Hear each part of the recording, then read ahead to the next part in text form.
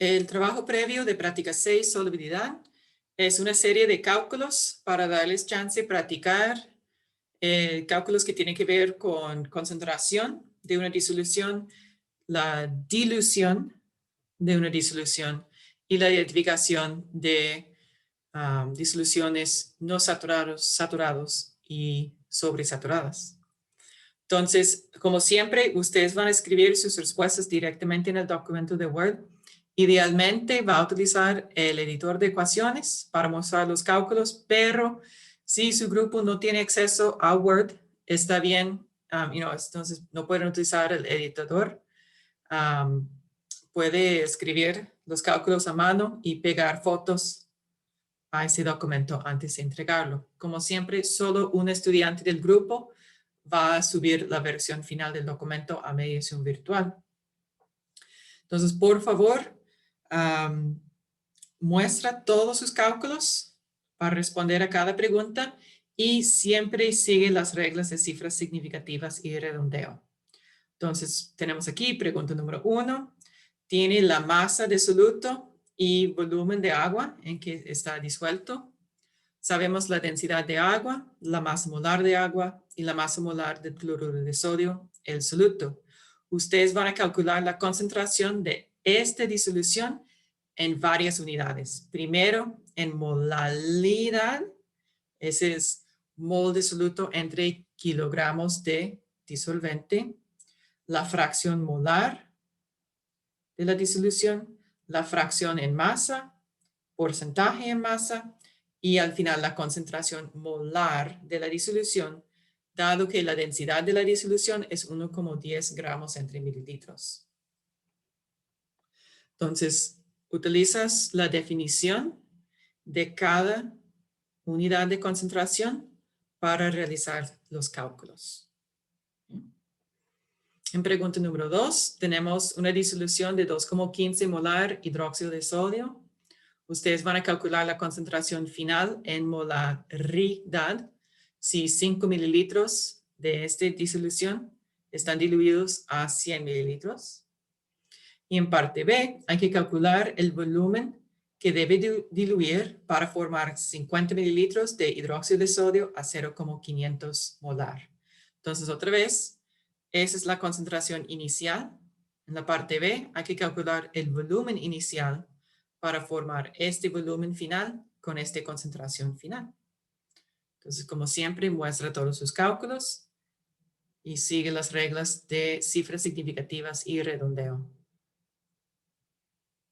En la última pregunta, sabemos que la solubilidad de sulfato de cobre 2 en agua es de 243 gramos entre litros a 0 Celsius. Es decir, que cada litro de agua puede disolver 243 gramos de sulfato de cobre 2.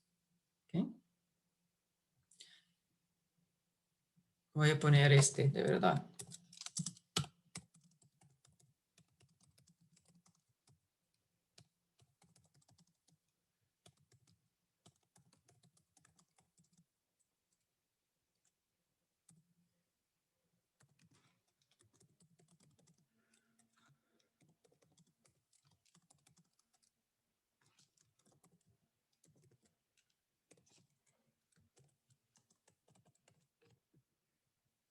¿Okay?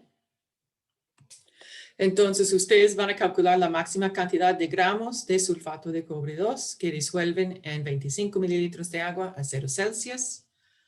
Tenemos en parte B y C una masa de sulfato de cobre 2 agregado a un volumen de agua, ambos a 0 Celsius, y ustedes van a determinar si este resulta en una disolución saturada o no saturada. En el caso de una disolución saturada, hay que calcular la masa de sulfato de cobre 2 sólido que no disuelve. ¿Ok?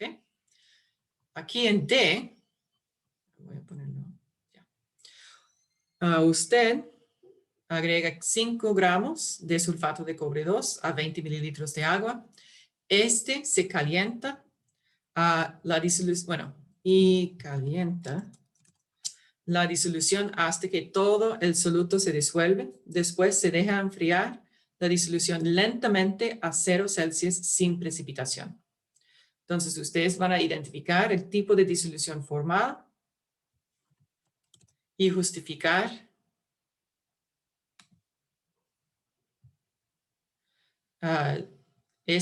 con cálculos. Entonces, tipo puede ser no saturado, saturada o sobresaturada. Y después va a calcular la cantidad de sulfato de cobre 2 que va a precipitar después de agregar una semilla de cristal y determina la concentración final de la disolución.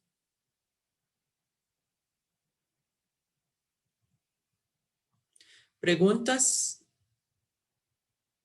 para el trabajo previo.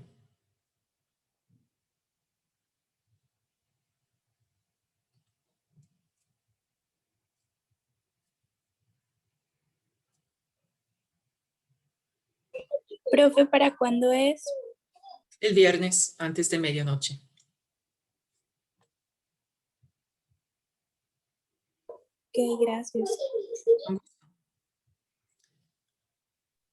Todavía no lo ha subido, ¿verdad, profe? No, porque cuando yo traté de subir los documentos, me indicó que el lado virtual estaba bajo mantenimiento.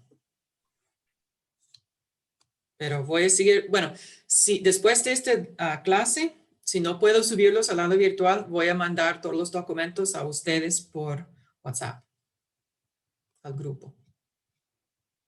Okay. Tenemos una pregunta de cómo es posible determinar si una disolución es saturada, no saturada o sobresaturada. Entonces, lo que vamos a hacer aquí. Profe, ¿verdad que esto se hace todo con lo que vimos el martes? Correcto. En la clase de martes habíamos visto ejemplos de cómo realizar todos esos cálculos. Mi consejo es que antes, bueno, tal vez quiere revisar sus notas del martes del curso de teoría, pero en vez de copiar como paso a paso, solo cambiando los números, mi consejo es que ustedes luchen con el cálculo, utilicen las unidades como su guía y si no pueden resolver la pregunta, que sigan los ejemplos hechos en la clase. ¿Okay? Entonces ahora vamos a ver aquí 3 disoluciones. Profe, por partes no se les entiende. Se corta mucho el audio. Ok. Es lo que voy a hacer. Voy a ir a otra parte de mi casa. Por partes, en partes se escucha bien y a ratos se escucha mal. Voy a ir más cerca al router.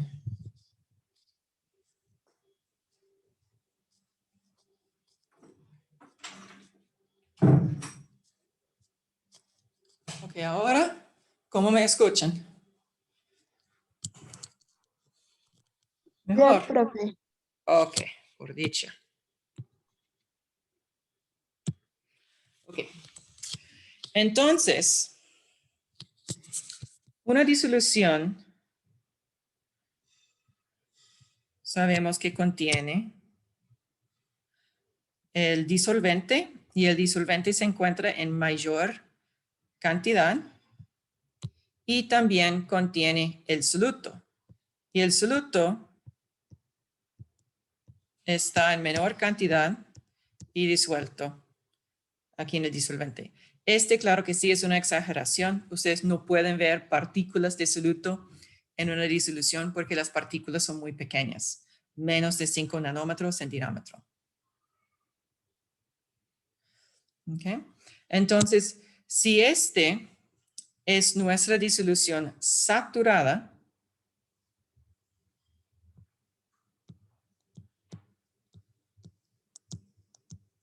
una disolución saturada tiene cierta concentración y digamos que su concentración es, voy a inventar 10 gramos entre litro.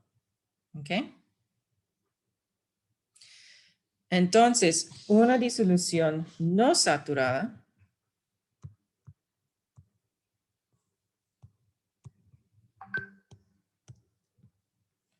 tiene una concentración menos de 10 gramos entre litro.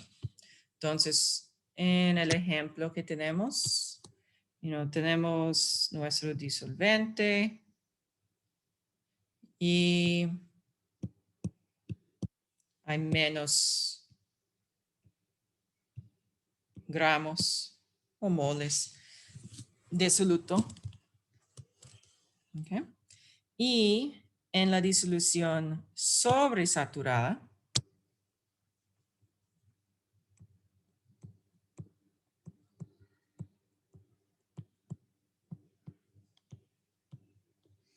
hay más de, en este ejemplo, 10 gramos entre litros. ¿Ok? Entonces, lo que tenemos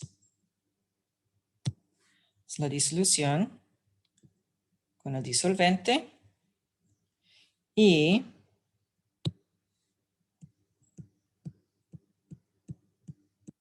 más soluto que debe caber en la disolución. ¿Ok? Típicamente, aunque no siempre, vamos a identificar la disolución saturada porque contiene una pequeña cantidad de soluto sólido en exceso. Entonces, en el laboratorio,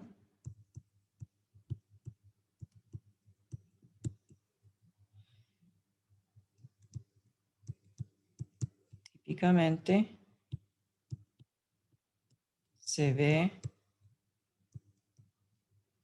un sólido en exceso al fondo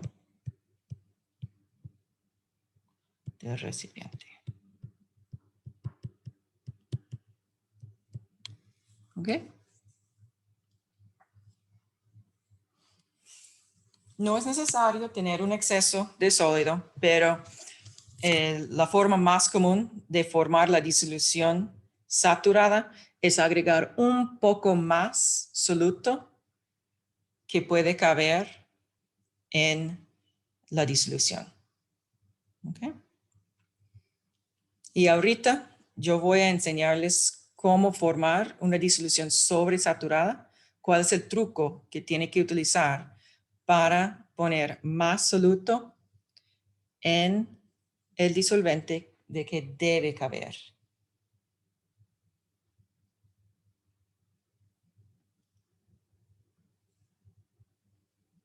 ¿Ok? ¿Preguntas aquí de lo que acabo de explicar?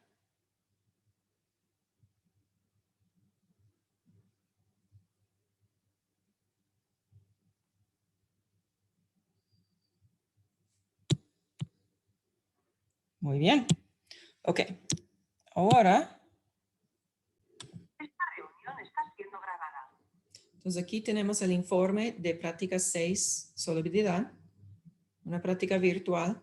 Entonces ustedes, todas las instrucciones se encuentran en este mismo documento. Tienen fotos de un experimento en que tenemos agua, la misma cantidad de agua en 5 tubos de ensayo, y a cada tubo de ensayo agregamos, pienso que es 10 gotas de varios alcoholes. ¿Okay? Y ustedes tienen que determinar la solubilidad de cada alcohol en agua. Entonces tenemos metanol, etanol, isopropanol, un butanol y glicerol.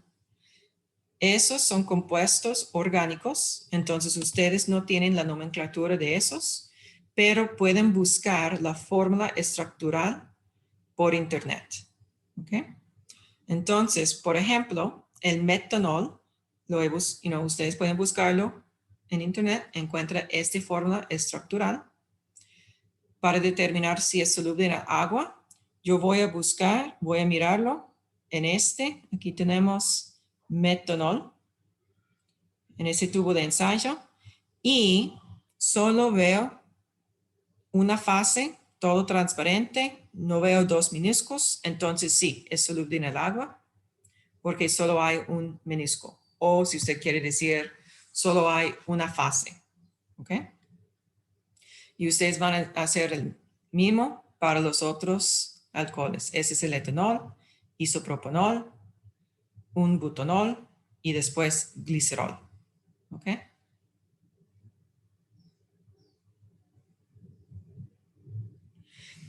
Para esta explicación del comportamiento del solubilidad de agua de esos alcoholes, ustedes van a indicar cuál es el patrón. Entonces, cuando se ve la fórmula estructural, va a ver que la cantidad de carbonos aumenta en esos y este afecta la solubilidad del compuesto y ustedes van a explicar por qué. Voy a darles un poco más información en la presentación que yo tengo para un momento. ¿Okay? Después, ustedes van a mirar este video en YouTube. Aunque está en inglés, ustedes pueden poner los subtítulos y ponerlo traducir automáticamente a español o pueden practicar en inglés. Si hay algo que ustedes no entienden bien, me avisa, ¿ok? Y les puedo ayudar con la traducción. Entonces, para cada compuesto, ustedes van a escribir la fórmula empírica, el cambio de temperatura y indicar si el proceso es endotérmico o exotérmico. ¿Okay? Y aquí ustedes tienen que explicar de qué depende que un proceso de disolución sea endotérmico o exotérmico. Otra vez voy a explicar con más detalles en un momento, como la teoría.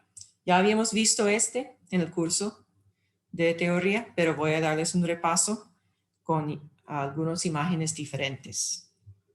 ¿Okay? En la tercera parte, ustedes van a investigar la saturación de disoluciones. Entonces, aquí ustedes tienen un simulador de densidad. Este FET, que es uno de los sitios de web, es de Universidad de Colorado, está bien hecho. Tiene muchas simulaciones para física y química. Entonces, van a seguir esas instrucciones para determinar la concentración del NaCl, tipo de disolución obtenido. Este va a ser saturada o no saturada. Okay. Esas son las opciones. Las observaciones que llevaron a esa conclusión y la límite de solubilidad. Esa es la concentración máxima de la disolución. Okay. Y va a repetir para todas las sustancias. Okay. Va a explicar por qué cuando alcanza al límite de solubilidad la concentración de la disolución no cambia aunque está agregando más soluto al sistema. Es una respuesta muy sencilla, ¿verdad? Solo un punto. Okay. Va a indicar cómo se puede distinguir una disolución sobresaturada de una disolución saturada o una disolución insaturada. Es como una respuesta teórica, porque en la simulación es imposible formar una disolución sobresaturada. ¿Ok? Ahora, en la cuarta parte, tenemos disoluciones metaestables. Meta es como semi, entonces es semiestable o poco estable. ¿Ok? Entonces estamos hablando de disoluciones sobresaturadas. Entonces, es muy difícil formar una disolución sobresaturada y voy a hablar más de los pasos en la presentación ahorita. Aquí tenemos varios videos de disoluciones sobresaturadas. Entonces, ustedes van a indicar, basado en lo que ha visto en el video, cómo se clasifica la disolución antes y después de cada uno de los procesos de cristalización espontáneos mostrados. ¿Ok? Y indicar si en el proceso de cristalización espontánea, si es endotérmico o exotérmico. Y explique a qué se debe este comportamiento. Aquí tenemos el efecto de un detergente en la solubilidad. Y esa es una parte casera. ¿Okay? Entonces, ustedes necesitan, puede ser todos los compañeros o una sola persona, depende de las ganas que tienen. Va a tener una taza de agua. Es mejor si la taza es hecha de vidrio o plástico transparente. ¿Okay? Y va a agregar una cucharadita de aceite. ¿Okay? Entonces puede ser cualquier aceite que tiene en su cocina, aceite vegetal, aceite de oliva, aceite de girasol, cualquiera de esos, o aceite mineral para los bebés. No necesita utilizar una gran cantidad, es solo una cantidad suficiente para que pueda ver las dos fases. ¿Okay? Bueno, tiene dos vasos iguales. Uno es el control y el otro es lo que va a realizar el experimento. Entonces, el control no debe estar cambiado. El otro vaso, ustedes van a agregar 2 cucharaditas de jabón líquido. ¿Okay? Puede ser jabón para manos, jabón para platos y agitar este vigorosamente. ¿Okay? La verdad es que usted puede agregar un poco, no tiene que ser exactamente 2 cucharaditas. Vamos a agregar un poco, agitarlo y si no ve un cambio, agrega un poco más jabón. ¿Okay? Después deja el vaso reposar. ¿Okay? También va a agitar el vaso original, el control, y dejar este repasar. ¿Okay? Cuando desaparece la espuma, va a tomar una fotografía de ambos vasos y anotar la diferencia en la apariencia de la mezcla. ¿Okay? Después va a utilizar un foco para iluminar ambos vasos, tomar otra fotografía y anotar sus observaciones. ¿Okay? Entonces aquí ustedes necesitan poner las fotos y responder a esta pregunta. Hay que describir qué sucedió al agregar el jabón o detergente a la mezcla de agua y aceite. Identificar el tipo de mezcla que formó, justificando su identificación. La parte C, tiene que ver con B. Menciona cómo se denomina el efecto demostrado con el foco. Y explicar cómo funciona un detergente para eliminar la grasa de una superficie. ¿Okay? Ustedes van a escribir 3 conclusiones y incluir, una referencia. ¿Okay?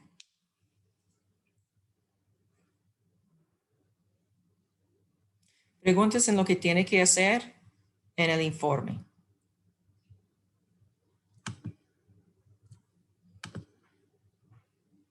Okay.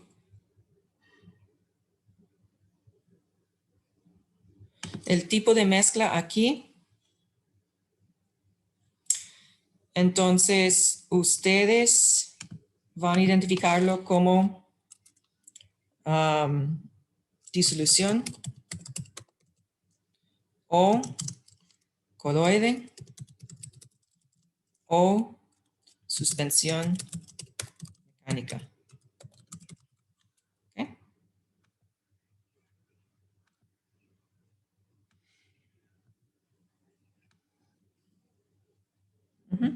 Las conclusiones, las 3 conclusiones, pueden venir de cualquier parte del experimento. Las partes virtuales o la parte casera.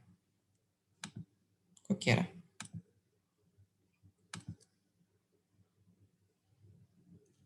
Y siempre justifique. ¿Okay?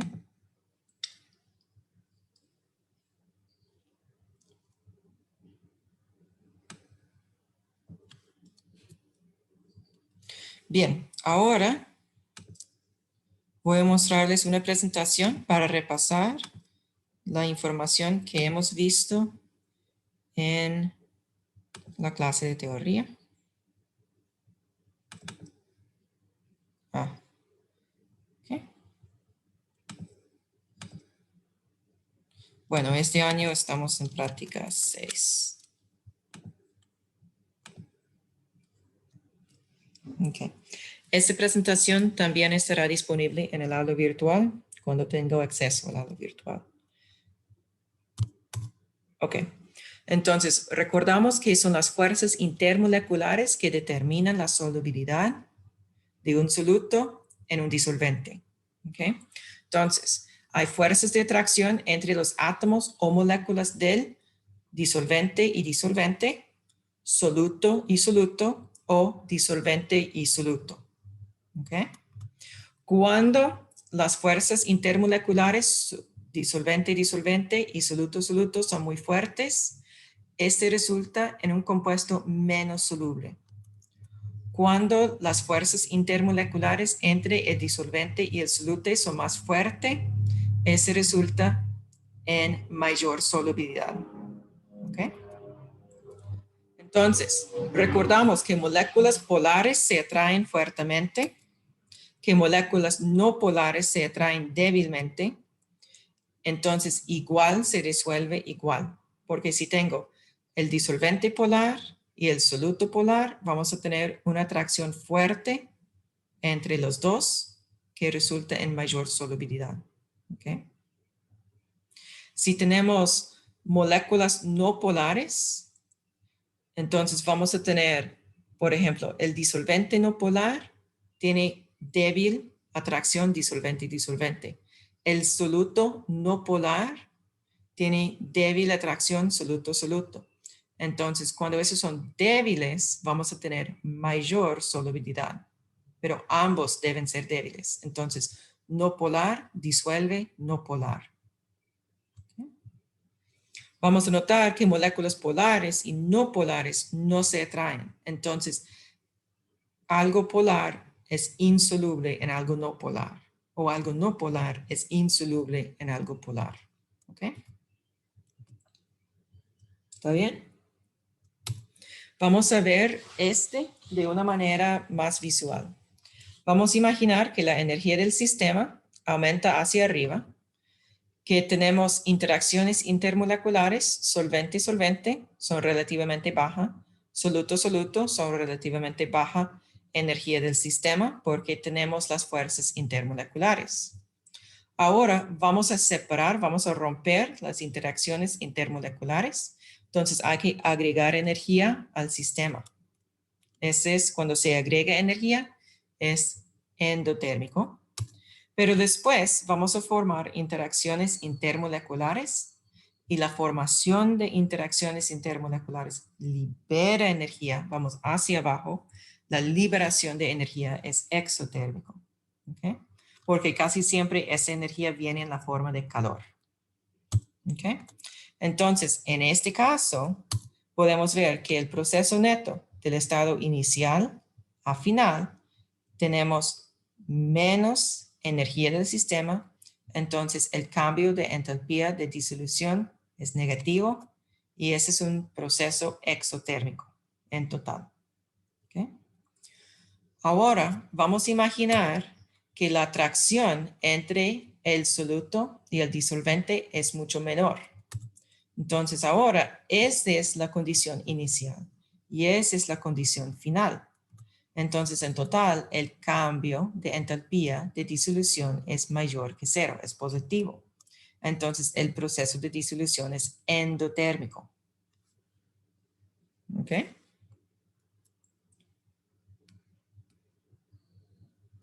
Si es endotérmico, al mezclar el disolvente y el soluto, el recipiente se pone frío. Entonces, la temperatura va a disminuir. ¿Ok? Recordamos que hay tendencias generales en la solubilidad de gases y sólidos con la temperatura.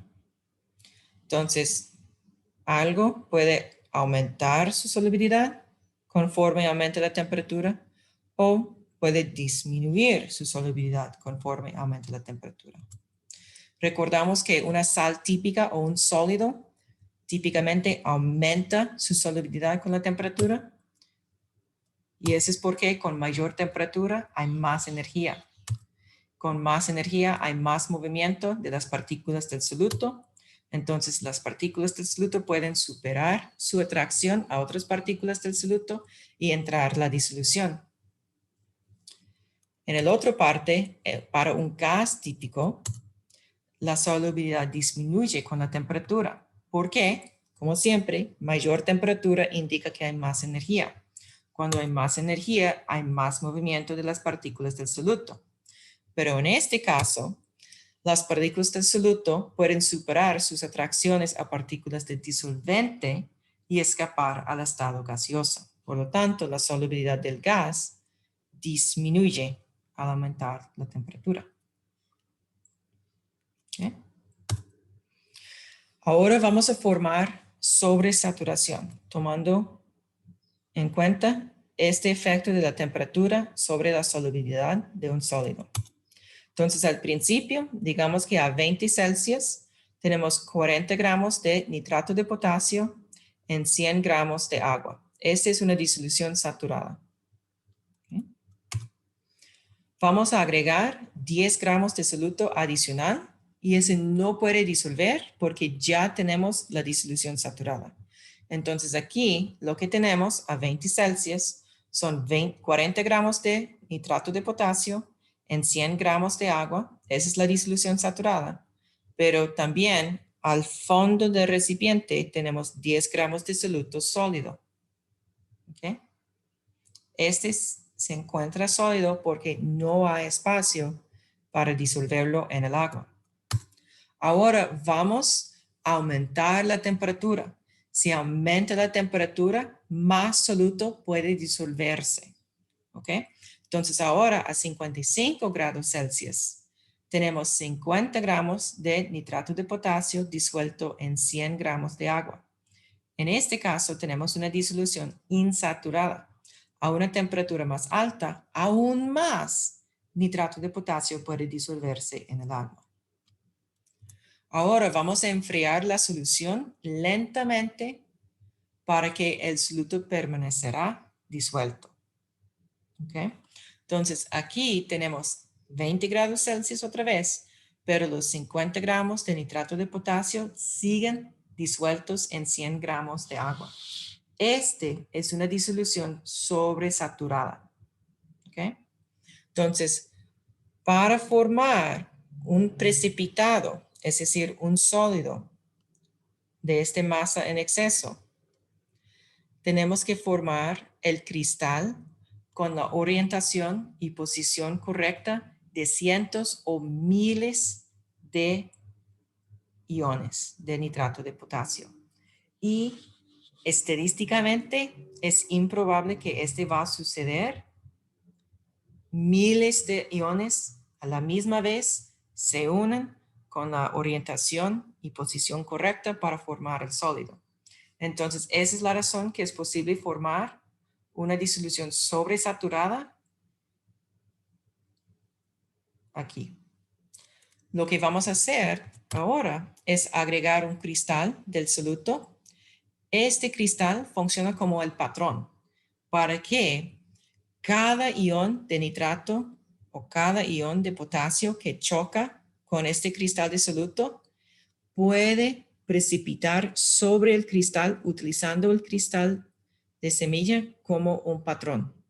Entonces la cristalización se realiza rápidamente.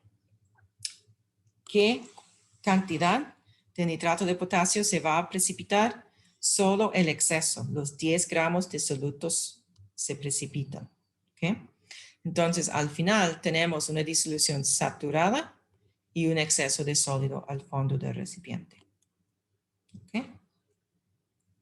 Preguntas aquí de esos pasos.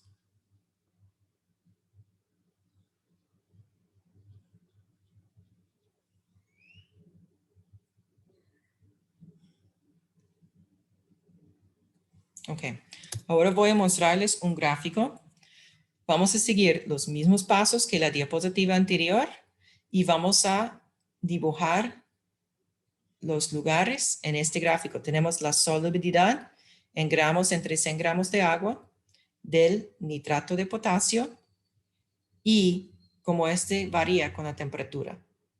Entonces, esta línea representa la concentración de una disolución saturada a varias temperaturas. Cuando la concentración de la disolución es mayor que la línea, tenemos una disolución sobresaturada. Cuando la concentración se encuentra menor que la línea, es una disolución insaturada. Entonces, en diagrama A, la disolución es saturada. Tenemos 40 gramos de nitrato de potasio en 100 gramos de agua y estamos a 20 Celsius.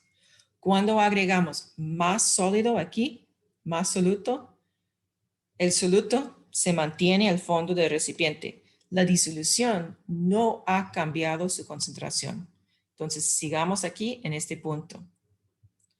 Ahora, en C, vamos a aumentar la temperatura a 55 Celsius y, por lo tanto, los 10 gramos de sólido van a disolverse.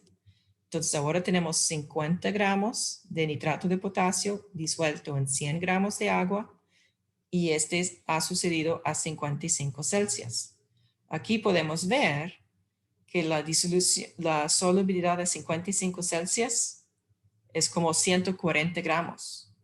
Entonces, sin duda, si solo tenemos 50 gramos, es una disolución insaturada. Ahora vamos a dejar enfriar la disolución. Entonces, una ruta horizontal para que tenemos los 50 gramos de nitrato de potasio disuelto en 100 gramos de agua. ¿Okay? Entonces, este aquí se encuentra a la parte superior de la línea de saturación. Entonces, esa es una disolución sobresaturada.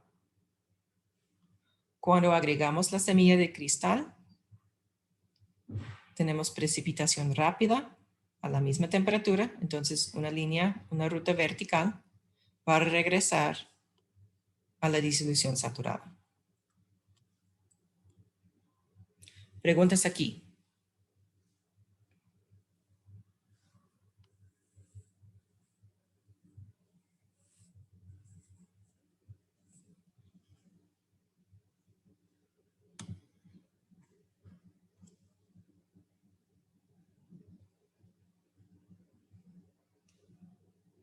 Entonces, podemos notar que es imposible formar una disolución sobresaturada sin la aplicación de calor. Hay que aumentar la temperatura para disolver más soluto y después enfriarlo con mucho cuidado.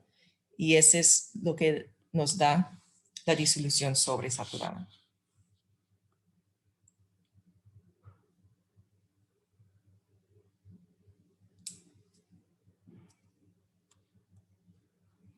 Ok, si no hay más preguntas, voy a continuar. Entonces, recordamos que es importante identificar una sustancia como polar o no polar para identificar si es soluble o insoluble. Entonces, identificamos la polaridad de un enlace por la diferencia en electronegatividad entre los dos átomos enlazados. ¿Okay?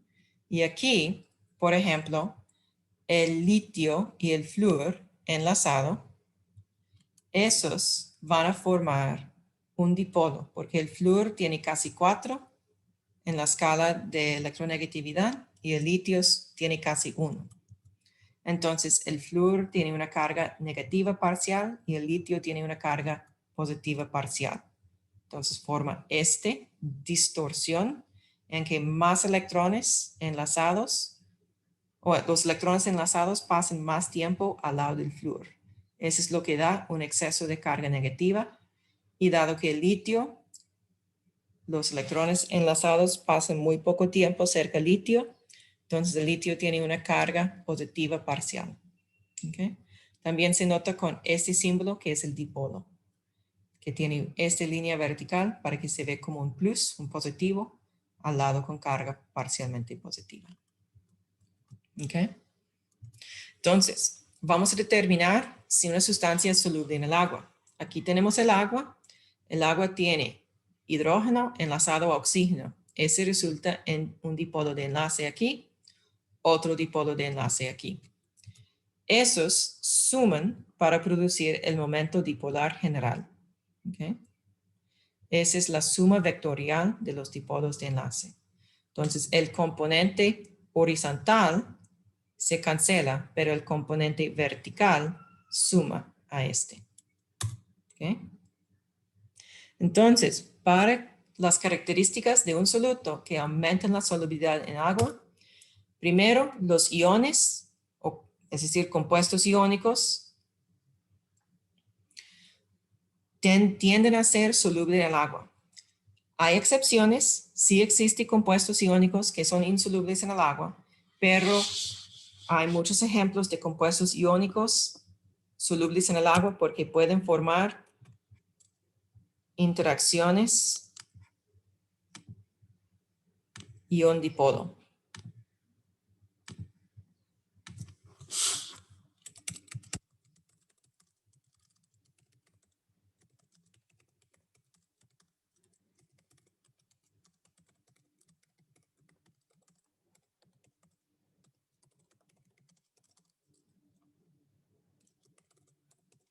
¿Okay?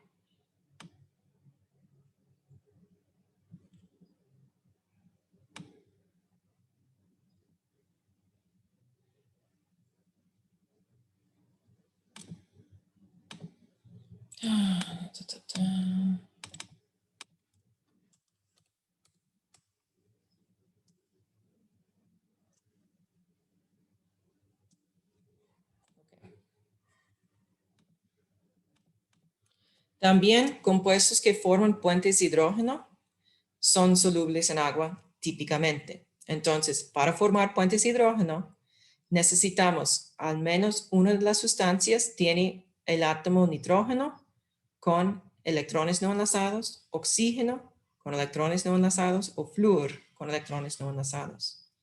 También el otro compuesto debe tener hidrógenos enlazados a nitrógeno, oxígeno o flúor.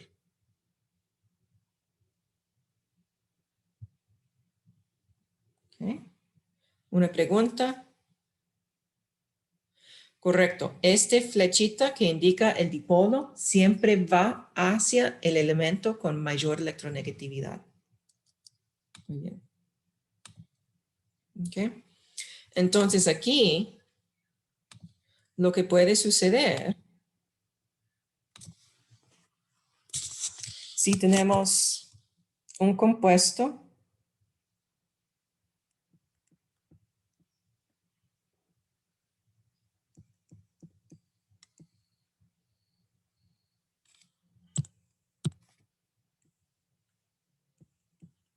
así, este es un alcohol. Entonces, la parte en roja, el OH, este puede formar puentes de hidrógeno. Entonces, este aumenta la solubilidad en agua.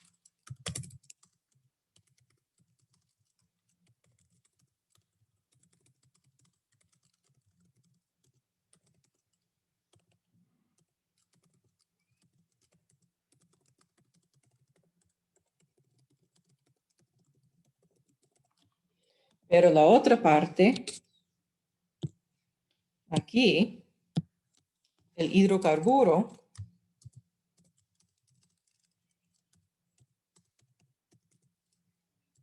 entonces esta parte de la molécula disminuye la solubilidad en agua.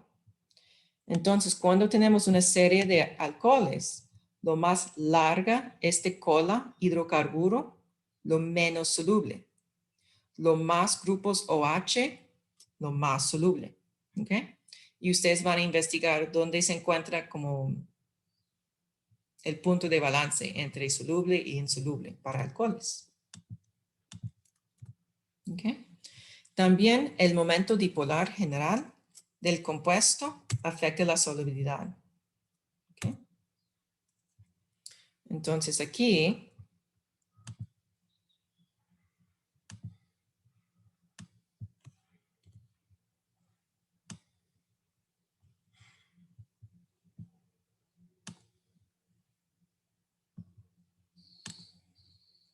esa es una región no polar que disminuye la solubilidad.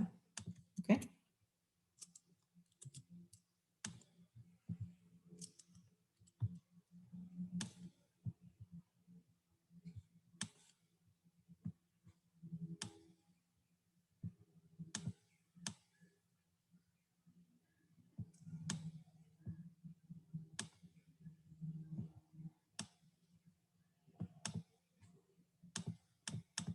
¿Ok? Entonces, esa es una cadena de carbonos enlazados a hidrógenos. Entonces aquí, no vale la pena, debo borrar todo esto.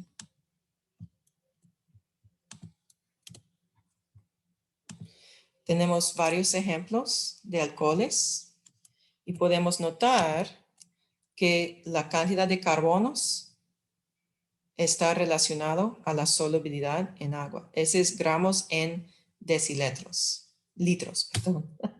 Entonces, cuando la solubilidad es infinita, esto indica que el compuesto es miscible en agua. Siempre es soluble, no importa la cantidad que agrego. Aquí podemos notar con más unidades de hidrocarburos CH2, tenemos menos solubilidad. Okay. Entonces, la polaridad determina la solubilidad en muchos casos. Entonces, siempre disolventes disuelven moléculas parecidas, es decir, que igual disuelve igual. Entonces, un disolvente no polar disuelve moléculas no polares. ¿Okay? Las moléculas no polares cumplen al menos una de las siguientes condiciones. Los enlaces tienen átomos con electronegatividades similares, por ejemplo, carbono e hidrógeno. Aquí tenemos el tolueno, que cumple con esta regla. O los enlaces dipolares se cancelan. Por ejemplo, la tetracloruro de carbono.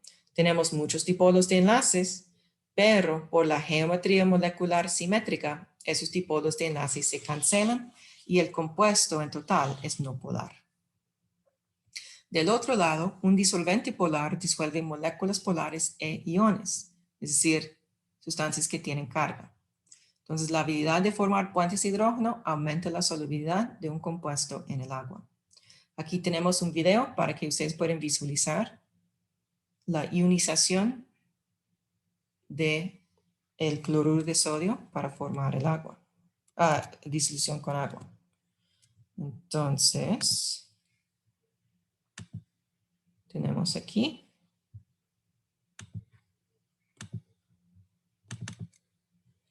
Este es el cloruro de sodio. Moléculas de agua vienen, forman interacciones ion-dipolo para separar los aniones y cationes del cloruro de sodio del cristal del sólido. Okay.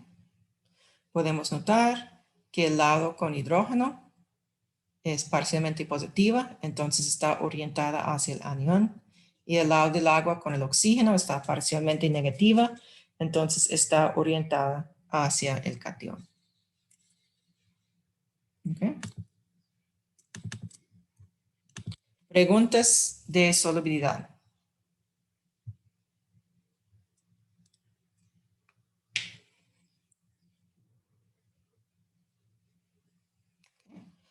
Por fin, vamos a hablar del jabón como agente emulsificante. Entonces, un jabón o un detergente son muy parecidos. Es una molécula con dos partes. Tienen una cola hidrofóbica de hidrocarburos. Si tiene solo carbono e hidrógeno, es no polar y por lo tanto hidrofóbico. No se mezcla con el agua. Pero enlazado covalente, esta cola tiene una cabeza hidrofílica. Es una sal que tiene catión y anión. Entonces tiene una parte hidrofóbica y una parte hidrofílica. Aquí tenemos aceite sobre una superficie, puede ser un sartén o su camisa. Y cuando agregamos el jabón o detergente, este va a tener interacciones con el aceite, que es hidrofóbica, y la cola, e interacciones con el agua, que es agua, y la cabeza hidrofílica. ¿Okay? Y este va a separar el aceite o la grasa en gotas pequeñas. Esas gotas pequeñas se llaman micelas.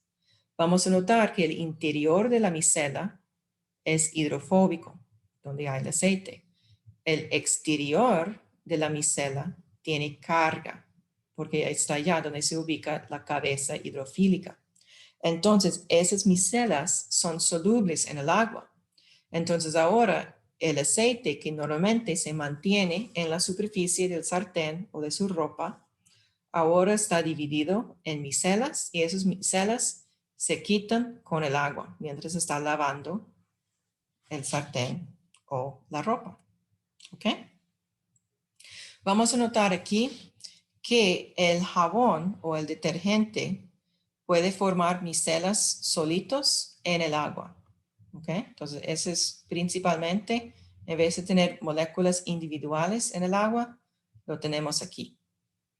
Entonces, si usted tiene una mancha de aceite o de grasa en su camisa, que es muy difícil quitar, no se quita con una lavada normal. Mi consejo es que ustedes utilizan una barra de jabón, puede ser jabón de manos, no importa, pero que sea sólido y su camisa sea seca. Entonces, la barra de jabón seca, la camisa seca, hagan una fuerza para meter el jabón a la mancha. ¿Ok? Entonces, van a empujar con fuerza el jabón a la mancha. Este va a ayudar la formación de micelas de esta interacción aquí. ¿Ok? Y después, cuando se agrega el agua, el aceite está jalado a micelas y quitado de la mancha, de la camisa. ¿Ok? Otra cosa es si ustedes tal vez están lavando las máscaras, digamos. Yo he hecho ese experimento. Me gusta calentar el agua antes de agregarla a la olla de metal que estoy lavando las máscaras. Si yo caliento mucho el agua, es decir, que si yo tengo agua hirviendo, cuando lo agrego sobre el detergente hecho a las máscaras, no forma burbujas. ¿Por qué? Las burbujas están formadas cuando tenemos esta interacción. Entonces ahora tenemos las cabezas polares en el interior y tenemos un poco de agua aquí y las colas hidrofóbicas en el exterior. Y eso es lo que tiene aquí. La burbuja tiene aire en el interior, aire en el exterior y esa es una capa muy, muy delgada de agua estabilizados por esas moléculas de jabón. Y lo que sucede si el agua es muy, muy caliente, en vez de formar esta estructura, las moléculas de agua, de jabón, están individuales en toda la disolución. Entonces no puede formar la burbuja porque es muy caliente. Entonces esa estructura está destruida para tener moléculas de jabón individuales en la disolución. Pero cuando lo dejo enfriar, ya cuando el agua es solo tibia en vez de muy caliente, las burbujas regresan. ¿Por qué? Tenemos la autoasamblea de esas moléculas de detergente o moléculas de jabón en esta estructura aquí. ¿Ok? La temperatura muy, muy caliente también puede destruir las micelas, pero puede solubilizar un poco el aceite. Entonces, depende de la naturaleza de la mancha, puede ser mejor lavarlo en agua hirviendo o peor. porque el detergente funciona menor en agua muy, muy caliente, pero en agua muy, muy caliente la grasa se derrite y forma un líquido y este puede quitarse de la camisa o del sartén. Cuando estoy lavando las máscaras, lo que yo quiero hacer es destruir bacterias y virus. Entonces, el agua hirviendo puede destruir las bacterias y virus. Entonces, me gusta utilizar al principio agua hirviendo. Lo mezclo utilizando una brocha y después lo dejo enfriar para que el detergente pueda hacer su trabajo y quitar bacterias y virus. También va a destruir cada bacteria y cada virus. Tiene una capa de grasa sobre su exterior. Si se destruye la capa de grasa utilizando detergente, se mata la bacteria o se destruye el virus. Otro detalle que es muy interesante es que ustedes probablemente han notado que las burbujas forman como una arcoíris. Y eso es porque la burbuja tiene dos superficies, la superficie externa y la superficie interna. Entonces, cuando la luz, puede ser del sol, de una lámpara, entra en contacto, parte del rayo refleja de esta superficie externa, otra parte anda, está transmitido y parte refleja de la superficie interna. Entonces tenemos dos reflexiones, aquí y aquí. Y parte de la luz también está transmitido. Pero son esas dos reflexiones que resultan en el arco iris. ¿Por qué? Este ángulo varía con la longitud de onda de la luz. Entonces, algunas longitudes de onda, es decir, colores, sufren interferencia destructiva y otras disfrutan interferencia constructiva. Entonces, depende del ángulo, se ve algunos colores. Entonces, aquí arriba se ve el azul, pero al otro ángulo se ve el verde y a otro ángulo se ve el rojo. ¿Ok? Algo muy parecido sucede con gotas de agua en el aire. Cuando tenemos una lluvia muy tenue con gotas muy chiquitas, este sucede otra vez y tenemos la formación de un arco iris en el cielo. ¿Preguntas aquí?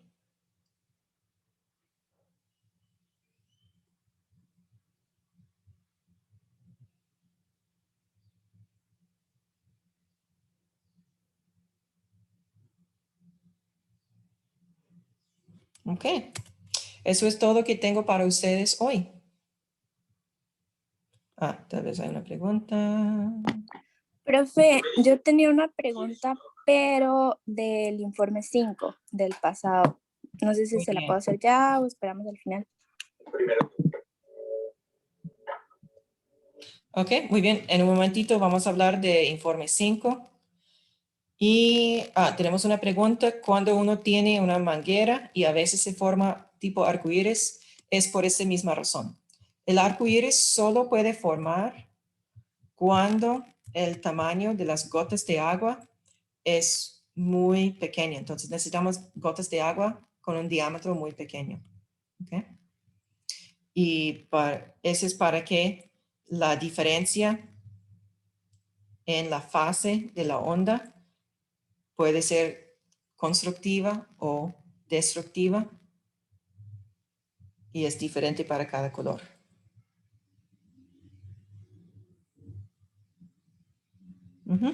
Entonces ahora vamos a hablar de informe 5 y después voy a quedarse mientras los demás salgan para hacer sus trabajos y hablar con los que quieren horas de consulta o tienen preguntas específicas.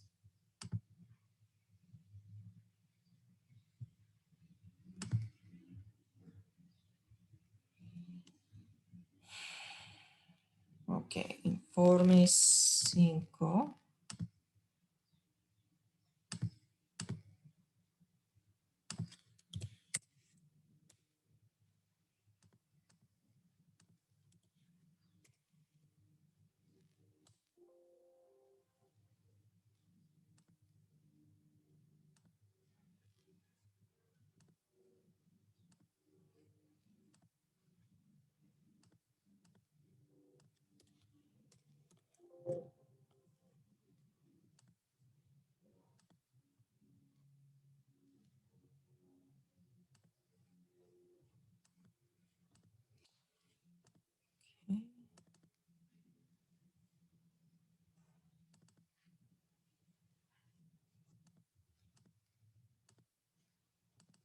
Ok, ¿cuál es su duda en... son los números. Ok, para informe 5. Profe, es en la pregunta 2 de la primera parte que, o sea, siento como que no sé bien lo que me está pidiendo ahí o lo que debo contestar o lo que debo hacer. Ok, Yo estoy igual, profe. ok, yo voy a hacer un ejemplo con unos valores un poco diferentes. Entonces, si ustedes recuerdan, la semana pasada yo había dicho que hay que determinar la fórmula. Yo voy a imaginar que tuvimos el hierro y este va a formar el cloruro de hierro 2. ¿Ok?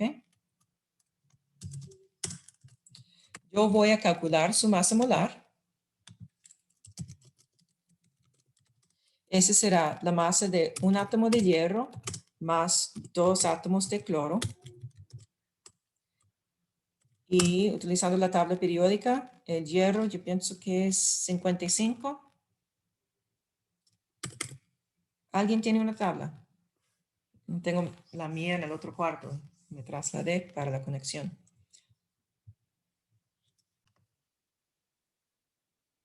Ok, ¿quieres 55.8? 8. Ok. Y los dos cloruros, cada uno yo pienso que es 35, 45, algo así. ¿Se puede verificar?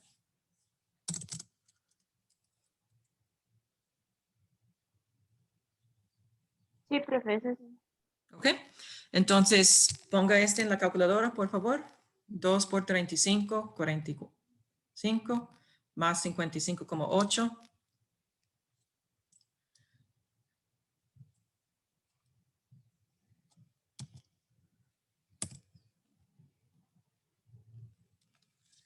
Pienso que es 126 como algo. 126,7. Gracias. Ok, gramos entre mol.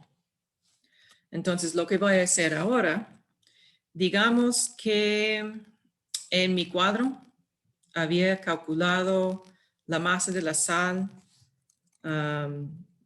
digamos que era... Profe, Ajá. profe, digamos, ahí, por ejemplo, usted lo está haciendo con el hierro, pero qué sé yo, si el que yo hice fue con aluminio, entonces lo que yo hago es hacerlo con el aluminio, nada más. Correcto, correcto. Eso es lo que yo no Ok. quiero hacer el ejemplo con cloruro de magnesio o cloruro de aluminio, porque no quiero dar una ventaja a un grupo sobre otro grupo, ¿verdad? Entonces estoy utilizando Profe, otro. ¿por qué cloruro? Me perdí. Porque esta es la reacción Es el entre reactivo que metal se y usaba. ácido clorhídrico. Entonces, tenemos un metal y es diferente para ustedes. Y ese reacciona con ácido clorhídrico en exceso, ¿verdad?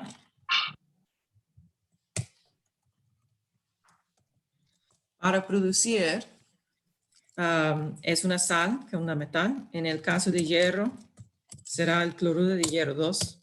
Posible que es el cloruro de hierro 3, pero vamos a utilizar el 2. Y hidrógeno gaseoso. Hay que balancear la ecuación. Vamos a notar que necesitamos 2 de esos y ya está balanceado. ¿Ok?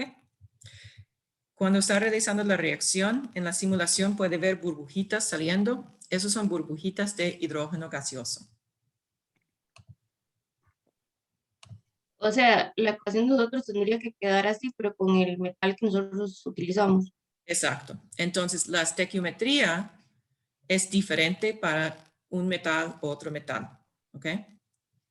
Entonces, hay que identificar si el cloruro de magnesio tiene 1, 2 o 3 cloruros. Si el cloruro de zinc tiene 1, 2 o 3 cloruros. Y si el cloruro de aluminio tiene 1, 2 o 3 cloruros. ¿Ok? Entonces ahora, digamos que yo había calculado aquí 4,50 gramos de cloruro de hierro 2. Entonces voy a hacer una ecuación empezando con 4,50 gramos de cloruro de hierro 2.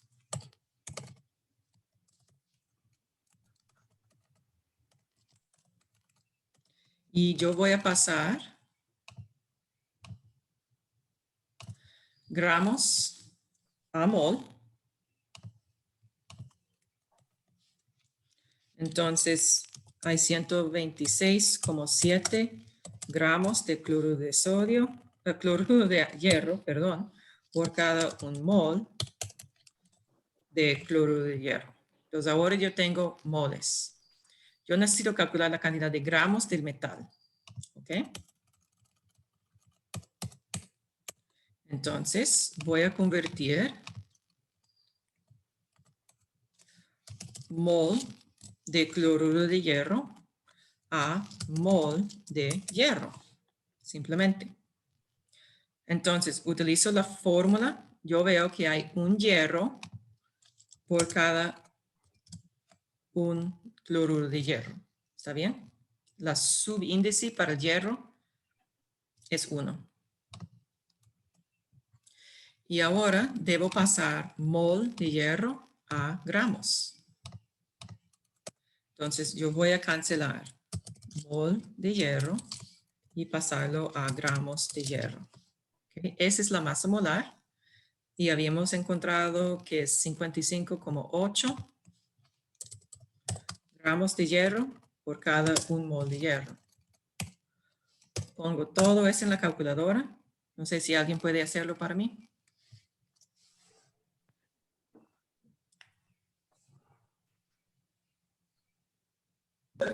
Profe, entonces ese 4.50 que usted puso ahí, eso digamos que usted es un valor ficticio de la tabla. Sí. Ujú. Ajá. Ok.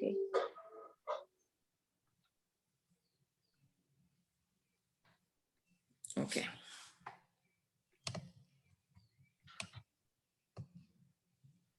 Entonces, cuando hacemos 4,50 por 55,8 y entre 126,7, ese nos da 1,98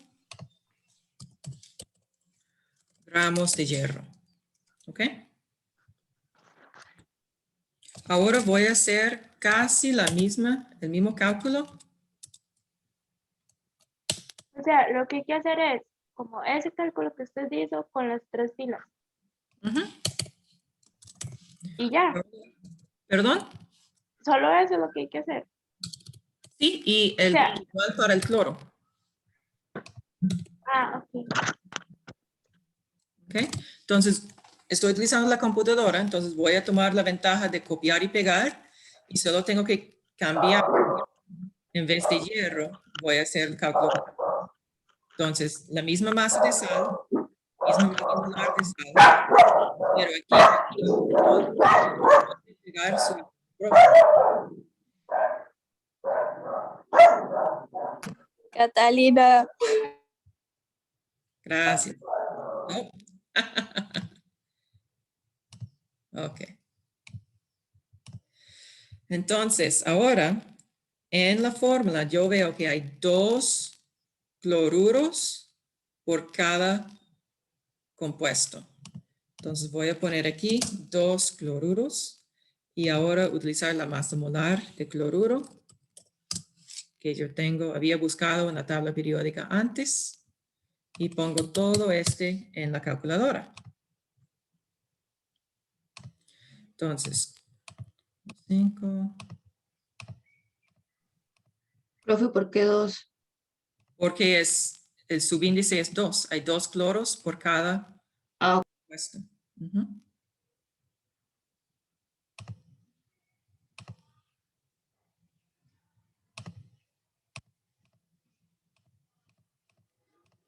Y aquí yo tengo 2,52. ¿Ok? Vamos a hacer un chequeo.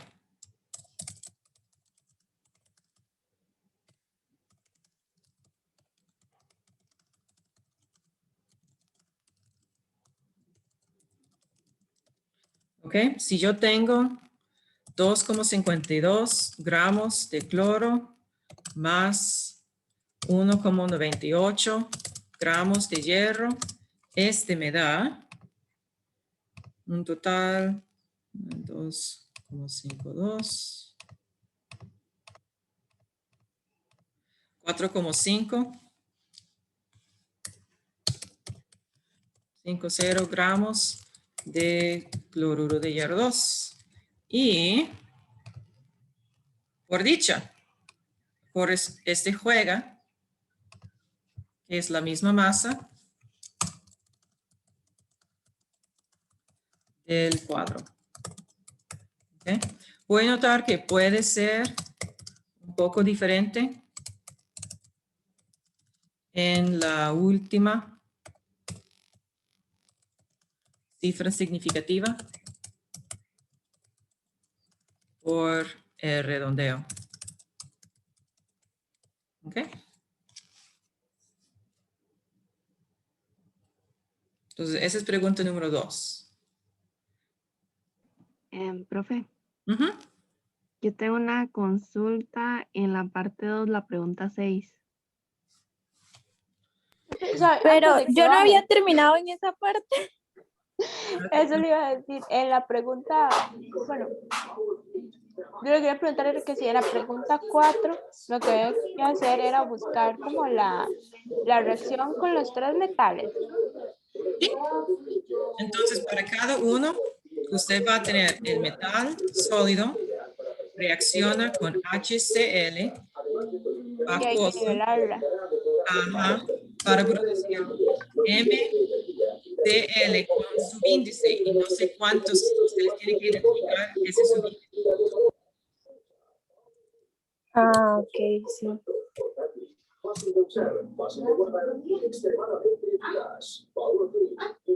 Profe, y ahí, Ajá. profe, y digamos, ahí en la 5 igual, digamos, es buscar hacer como lo mismo, pero solo que ahí se prueba con cobre para ver si funciona. Por el número 6. No, creo que es la 5. La 5, ok. Dice, Sí. simulador, utiliza esos metales y puede utilizar cualquier otro metal, por ejemplo, el cobre. Ok. Entonces, para responder a este, vamos a la presentación de reacciones químicas del curso de teoría. Ok. Entonces, voy a sacar esta presentación. Capítulo 4, reacciones químicas. Y específicamente, lo que yo quiero es la serie de actividad de los metales. Voy a pegarlo en el informe para ustedes. Ok. Entonces aquí tenemos la serie y recordamos que lo que va a suceder es una reacción entre el metal, el ácido clorhídrico, produciendo la sal y el hidrógeno gaseoso, ¿verdad? Entonces el hidrógeno ¿qué? El hidrógeno va de +1 a 0. Entonces, el hidrógeno se reduce. ¿Ok? Entonces, aquí tenemos el hidrógeno en la serie de actividad de metales. Entonces, no.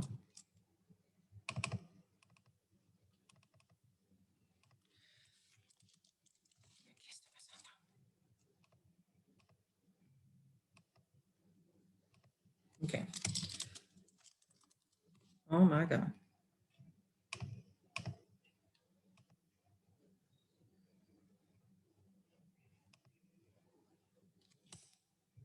Ok.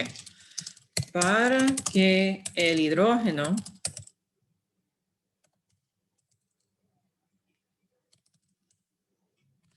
o el catión de hidrógeno se reduce, el metal debe estar más hacia arriba en la serie de actividad de los metales. ¿Ok? Entonces, con este y la serie, ustedes pueden responder a pregunta 5. Está bien, profe, muchísimas gracias. ¿Y usted va a subir esta grabación hoy o no? Sí, ajá, voy a subirlo. No, me cuesta un poco de tiempo porque mi computadora tiene que procesar la grabación, subirlo y todo eso, pero sí, hoy mismo antes del almuerzo estará publicado. Está bien, profe, muchas gracias. Creo Ok. que eso sería todo, por lo menos por mí. Ok, Profe. ese es uno. Yo sé que alguien, ok, dígame. Profe, ¿se puede explicar las 6 de la última parte? Este aquí.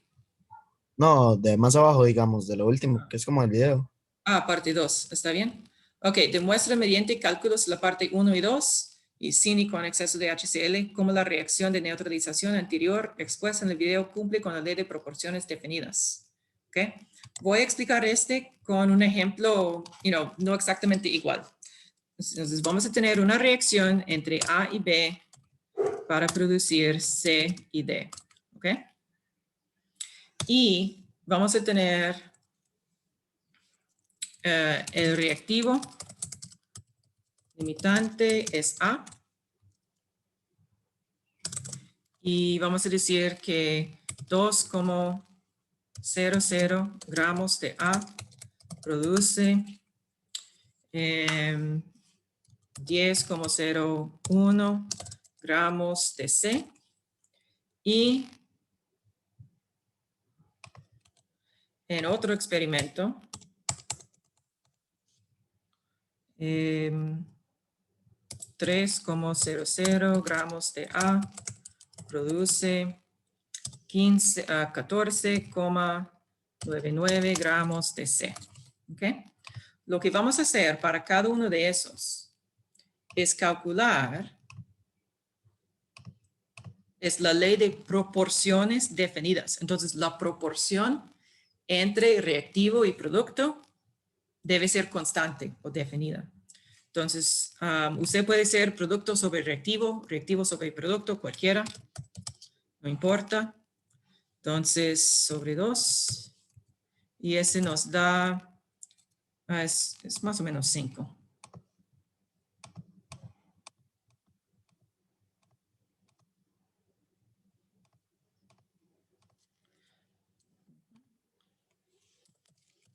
Con solo 3 cifras significativas. Y aquí vamos a hacer otra vez esta ecuación.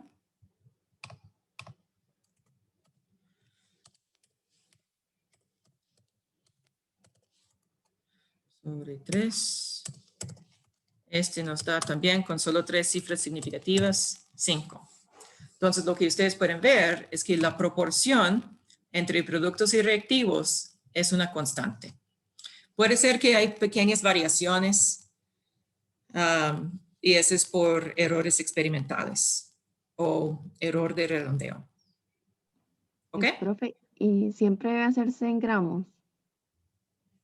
Oh, no, estoy inventando esos valores.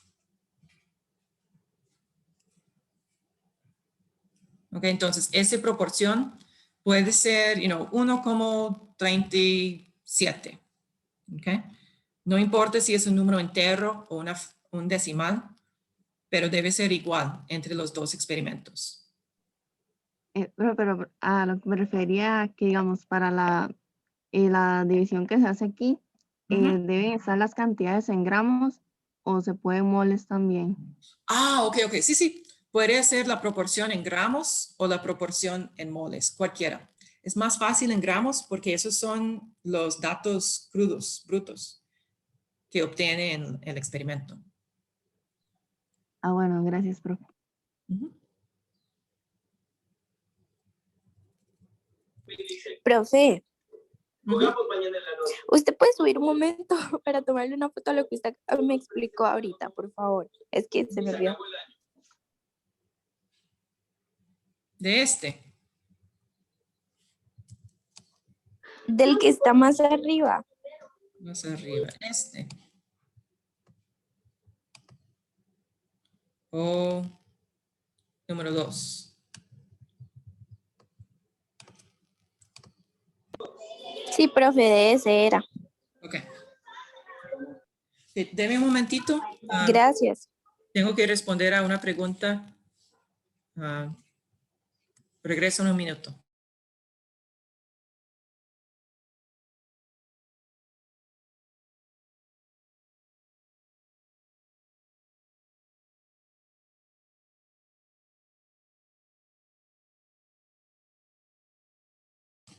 Ok.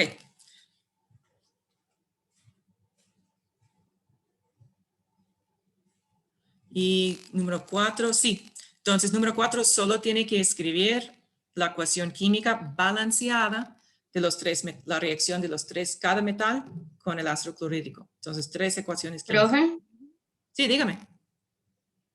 ahí donde dice explique el enunciado fue la guía que usted nos dejó, ¿verdad? Con el trabajo. Ahí arriba, ¿dónde estaba? No, arriba. En la Arriba, tercera, en la primera donde parte. estaban profe, antes la creo. pregunta 1. Perdón. Primera parte, número 3. ¿Ok? Pues sí. Entonces, aquí otra vez, lo que ustedes deben hacer es una proporción entre la masa del producto y la masa del reactivo.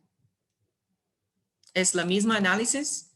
Este es para la reacción entre el metal y el ácido. Digamos, Y en la en segunda parte es para la reacción de neutralización entre un ácido y una base. En esa parte 3, hay que hacer como digamos las divisiones con las 3 filas para ver si da la proporción, digamos, y después explicar por qué sí o por qué no da la proporción. Ajá. Entonces aquí ustedes van a tener masa de la sal sobre masa del metal. Segunda fila. Sería Masa de la copiar sal y sobre pegar lo que masa hicimos del en la metal. 2 y dar el resultado y Exacto. explicar. Ok. Y aquí masa de la sal sobre masa del metal. Esas 3 proporciones deben ser aproximadamente iguales. Siempre hay pequeñas fluctuaciones por errores y la simulación yo pienso que incluye algunos errores aleatorios. Entonces tal vez no está exactamente igual, pero cada proporción Profe, igual, casi igual. Dígame. profe, digamos, eso igual se redondea, digamos, el número de cifras significativas menor, porque bueno, por lo menos yo lo hice así, digamos, todas me dieron igual. ¿En cuál? En esa, en la número 3, no es que en ese número 3, digamos, lo que hay que hacer es dividir la masa de la sal entre la masa del metal y se supone que las 3 tienen que dar igual. Correcto. Ajá, digamos, a mí sí me dio igual, pero digamos, yo lo redondeé, sí se redondea, ¿verdad? Igual el número de cifras significativas menor. Sí. Ujú. Profe, a mí no me dio igual.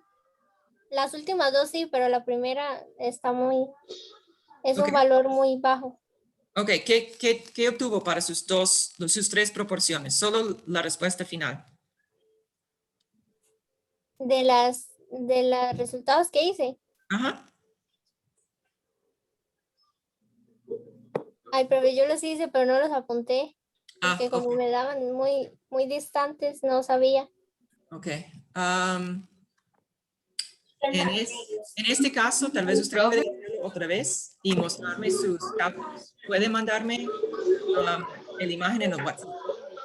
profe, una consulta. Ahí sería agarrarlas y dividir los resultados.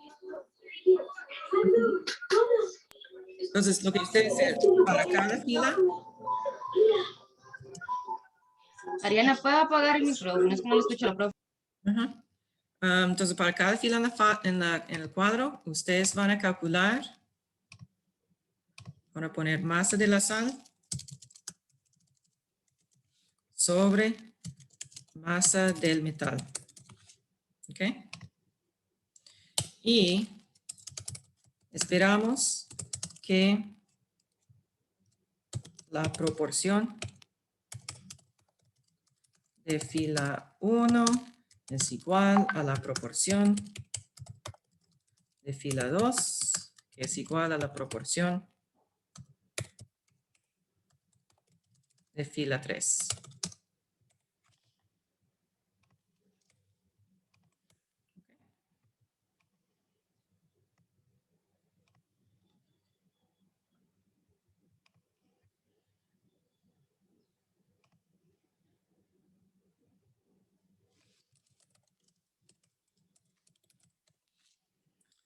Ok. Vamos a ver, estoy descargando la imagen en el chat.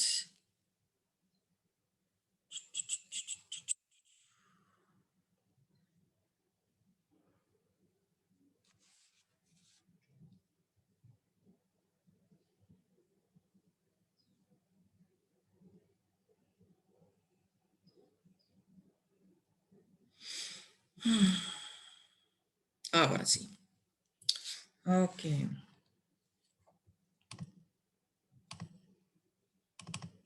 Esos son los resultados de un estudiante.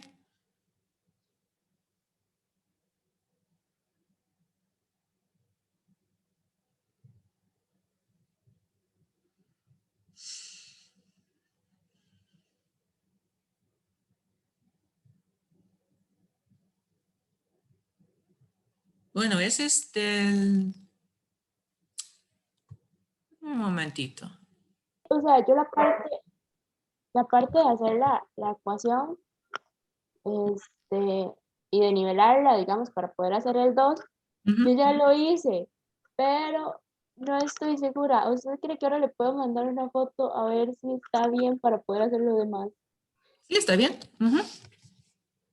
Sí, gracias.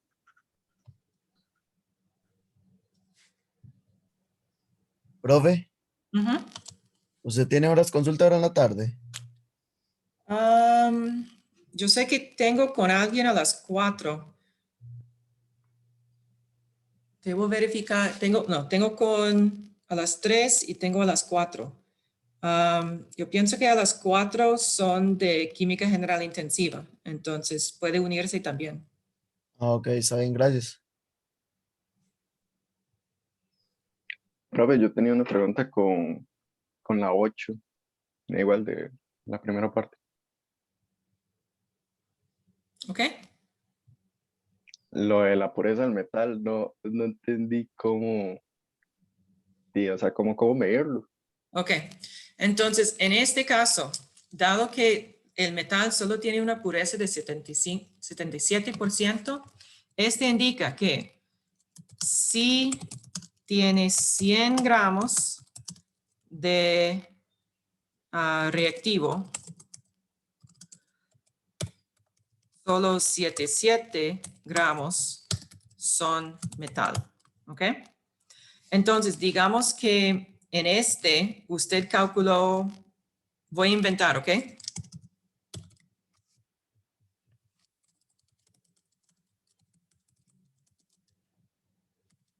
Digamos que la respuesta final del número 7 es que usted debe utilizar 6 gramos de metal, ¿ok? Entonces aquí, dado que solo tenemos 77 gramos entre 100, usted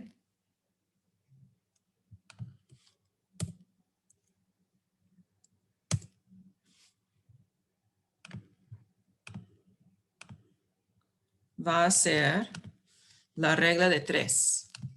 Entonces, hay 77 entre 100 y usted quiere 6 gramos, entonces hay que medir no sé cuántos. ¿Ok?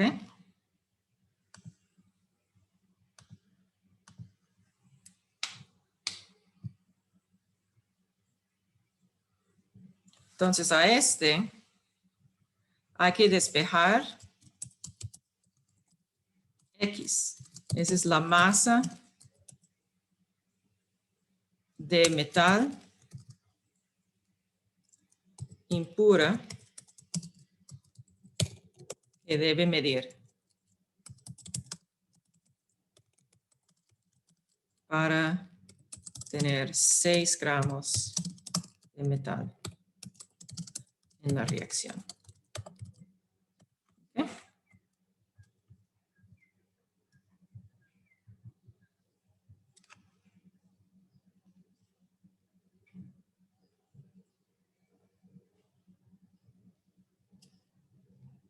¿Ok? ¿Así está bien?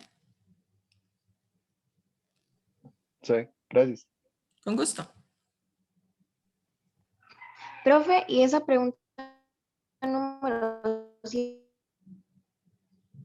Am, sí, ¿qué entonces hace? este valor solo tiene 2 cifras significativas.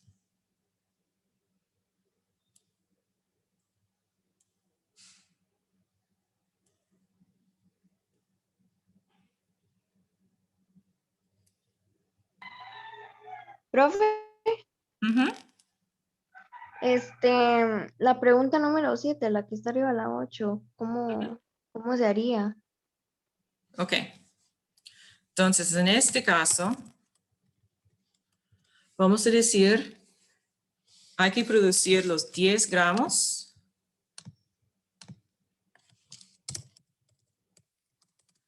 de nuestra sal. Yo voy a utilizar el FeCl2 otra vez. ¿Ok?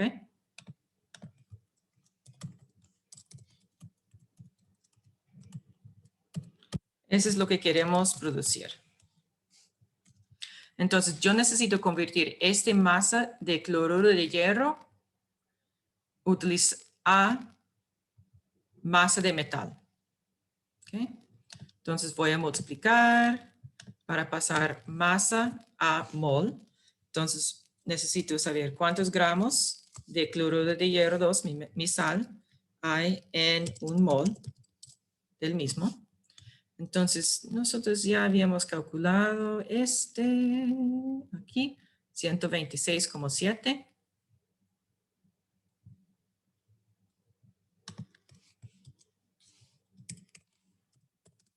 Gramos por cada mol.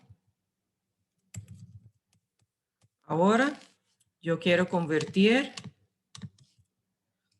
los moles de la sal a moles del hierro. Para necesito la ecuación química que tengo aquí. Entonces solamente voy a copiar y pegar.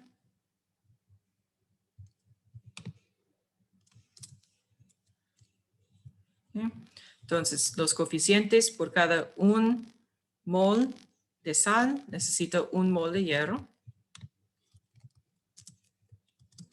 1. Y por fin voy a convertir moles de hierro a gramos de hierro. Y yo tengo la masa molar de hierro, 55,6 gramos. Pongo todo esto en mi calculadora y me da mi respuesta. ¿Ok?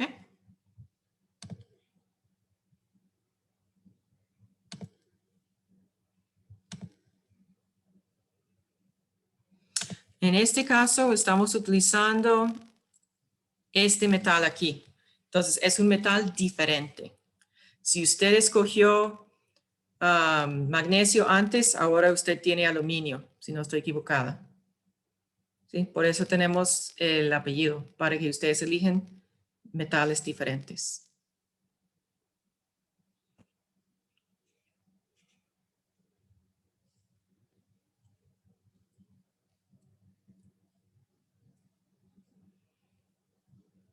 Otras preguntas.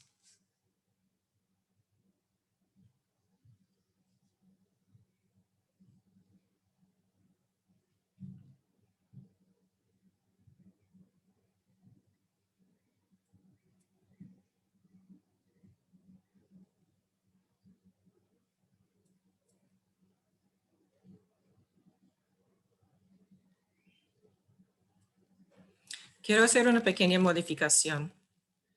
Aquí dice para cada fila, voy a decir para la primera fila. Es demasiado, ¿ok?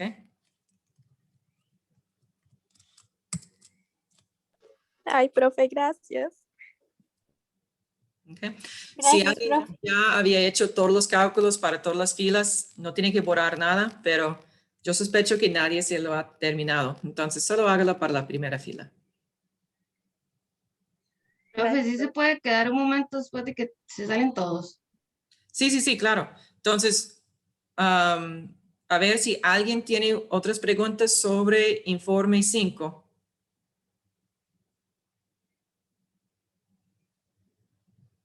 Profe, ¿podría bajar al 6 de la segunda parte para tomarle una foto a eso? Ajá.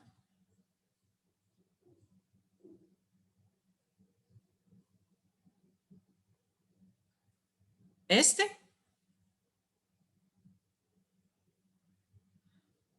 ¿O en parte el 2? otro. Parte 2, ok. El que es... Este. sí.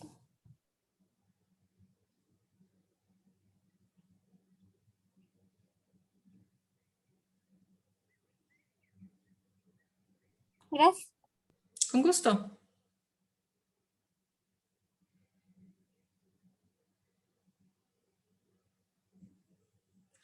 Ok, muy bien. Entonces, eso es todo para hoy. Pueden terminar su informe número 5, empezar con el trabajo previo número 6 y el informe número 6. Como siempre, vamos a tener un examen corto